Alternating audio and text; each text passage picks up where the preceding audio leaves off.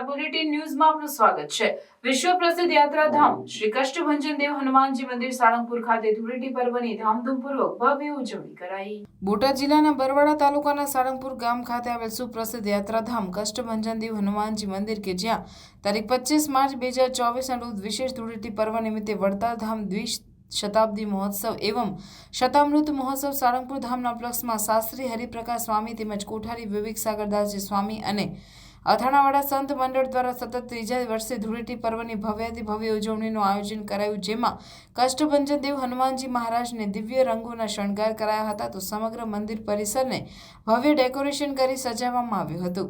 તો દાદાનું વિશેષ પૂજન અને અર્ચન કરી આરતી કરાઈ હતી, જેનો લાભ લેવા દેશ વિદેશના હજારો ભાવિક ભક્તો ઉમટી પડ્યા હતા અને દાદાના રંગે રંગાયા।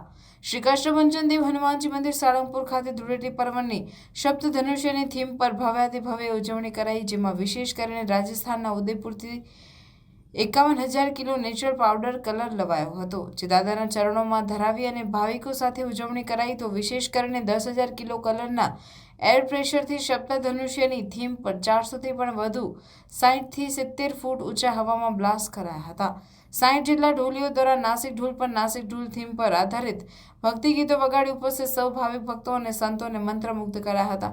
તો આ ભવ્યાતિ ભવ્ય ધૂળેટી ઉજવણીમાં ભાગ લેવા અને ધૂળેટી પર્વના કષ્ટભંજન દેવ હનુમાનજી દાદાના અનેરા દર્શનનો લાભ મેળવવા દેશ વિદેશના 1 લાખ જેટલા ભાવિક ભક્તો ઉમટી પડ્યા હતા અને દાદાના દિવ્ય દર્શનનો લાભ મેળવી દિવ્ય ભવ્ય રંગોત્સવ નાસિક ઢોલના તાલે ભક્તિના રંગે દાદાના રંગે સાળંગપુર ધામમાં ઉજવણીમાં જોડાયા અને પોતાની જાતને ધન્યતા અનુભવી હોવાનું જણાવ્યું હતું। તો ધામધૂમથી મોટી સંખ્યામાં સંતો પણ આ દિવ્ય ઉત્સવમાં જોડાયા હતા અને ભાવિકોને રંગે રંગી અને આશીર્વાદ પાઠવી ઉજવણી કરી હતી। આજે દાદાના દરબારની અંદર ભવ્યાતિ ભવ્ય રંગોત્સવ ઉજવવામાં આવ્યો। લાખો ભક્તો દાદાના રંગે રંગાણા, ભક્તિના રંગે રંગાણા, રાષ્ટ્રીય ભક્તિના રંગે રંગાણા। વાલા ભક્તો, દાદાના ચરણોમાં આજના દિવસે હું પ્રાર્થના કરું છું, હેપી હોલી, અને સમગ્ર ભક્તોના જીવનની અંદર કાયમ ને કાયમ રંગીન જીવન બન્યું રહે, ઉત્સાહવાળું જીવન બન્યું રહે, કાયમ સુખી અને સમૃદ્ધ લોકો થતા રહે, આરોગ્ય બધાનું દાદા સારું રાખે, એવી આજના દિવસે દાદાને પ્રાર્થના છે। બીજું કે આજે જે આખા ભારત વર્ષની અંદર જે રંગે રમાય છે, એમાં જે દાદાના પ્રાંગણની અંદર જે ઉત્સાહ, આનંદ, ઉમંગ અને જે ભક્તિનો રંગ હતો એ અદ્ભુત હતો।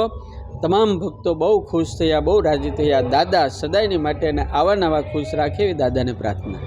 હોળી તથા આજે ધૂળેટીનો તહેવાર બોટાદ જિલ્લાના પ્રજાજનો તથા તમામ ભક્તજનો અહીંયા ખૂબ જ ઉલ્લાસપૂર્વક ઉજવી રહ્યા છે।